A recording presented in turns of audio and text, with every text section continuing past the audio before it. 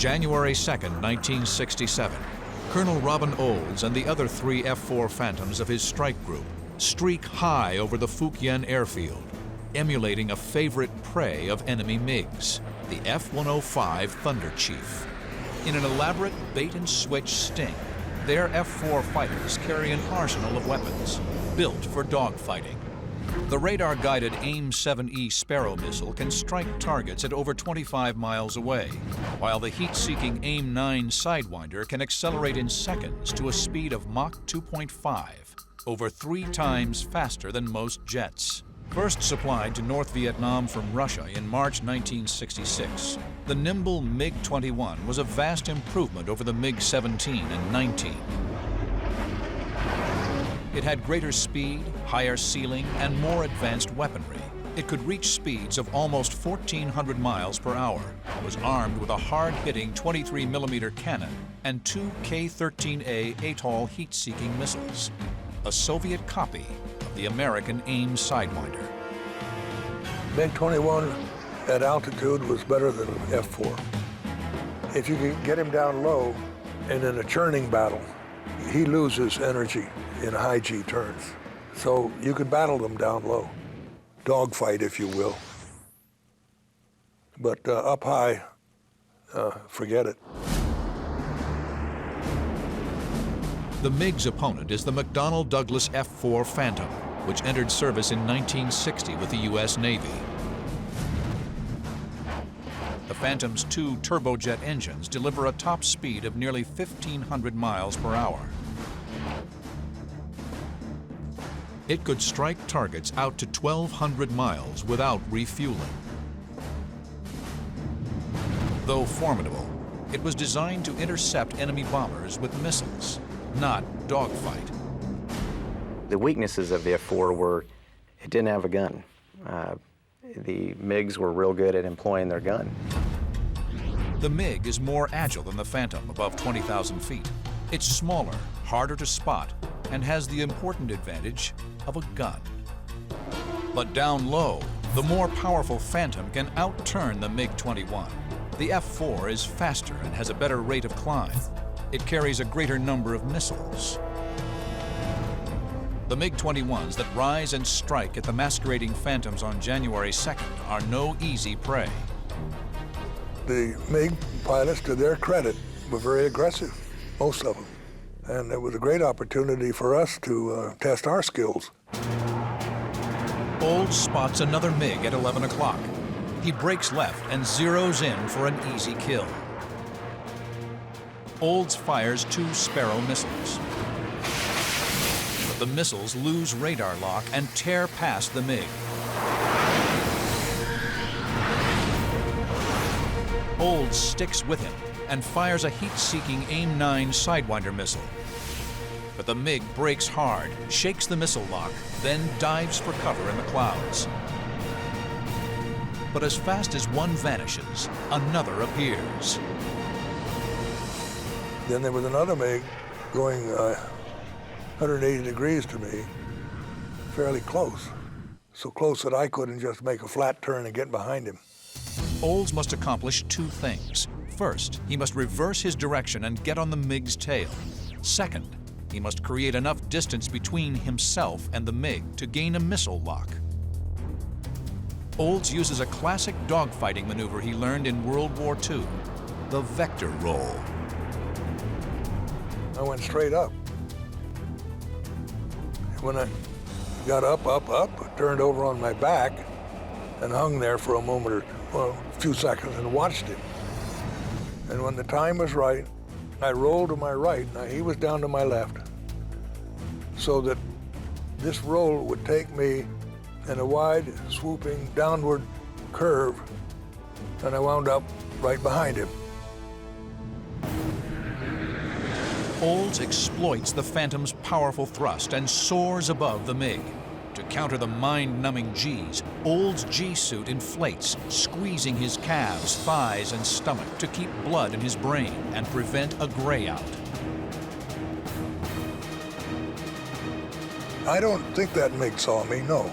The one that was going opposite my direction. If he did, he was stupid. Olds, now in perfect position, his range only 4,500 feet, arms his Sidewinder. When I came down behind him, I got a wonderful growl. The Sidewinder looks at the IR signature of an airplane, the heat waves, and it speaks to you. It kind of mumbles. Then if it sees a good heat source, it goes, and you know that your missile is looking at the target. So it's very simple. All you have to do is pull the trigger.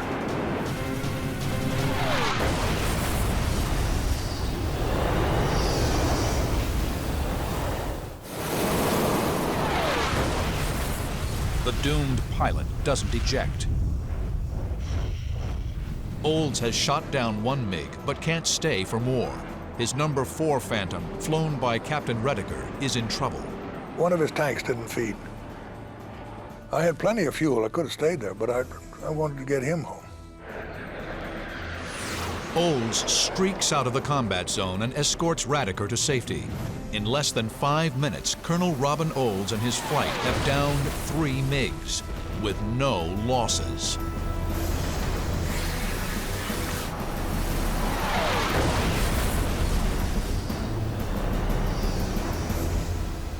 Forward flight, the second wave of Operation Bolo, engages the enemy. Captain Everett Raspberry, an experienced combat instructor, flies Forward 3. He spots 4 SA-2 surface-to-air missiles hurtling through the clouds at their 4 o'clock. The SA-2 has a top speed of Mach 3.5, over 2,660 miles per hour. This missile can obliterate jets at 60,000 feet. But the Phantoms are carrying the QRC-160 electronic countermeasures pod. The pod, originally mounted on the Phantoms to create a more convincing F-105, now gives Raspberry a lucky break. It jams the enemy radar. The missiles pass to the rear, below the Phantoms, and don't detonate. Meanwhile, the MiGs, now realizing they've been suckered into facing swarms of well-armed F-4 Phantoms, are forced into a fight. A MiG is closing on Colonel Chappie James, the Ford leader. Raspberry spots him. I thought he was coming after our lead. He kept closing too close. So I tried to get the Ford lead to break to the right 3 or 4 times and he wouldn't go, so I got between him and the MiG. The MiG is coming up from James' 4 o'clock. When James doesn't break right, Raspberry accelerates to intercept the MiG. The MiG pilot overshoots Ford 1 and snaps into a high G left turn to avoid a fight. Raspberry brakes left behind the MiG, but he's pulling too many Gs on his aircraft in order for his missiles to function properly. Raspberry executes a vector roll. Raspberry pulls out of the vector roll on the MiG-6. He's 3,500 feet behind the MiG in a left turn, the perfect position to fire a Sidewinder missile. Raspberry has to make this shot count. He has just one working Sidewinder. He closes in on the MiG's tail. I followed the guy down. He was heading for the clouds. The MiG, focused on getting into the safety of the clouds, makes a frantic dash. But just before hitting the low cloud cover, he inexplicably reverses his turn. It's a fatal mistake. Raspberry now has a perfect shot. I had the tone in the headset for the missile, which told you it was tracking. Squeezed the trigger, and it went like a bullet right in the cockpit with him, and then he blew up.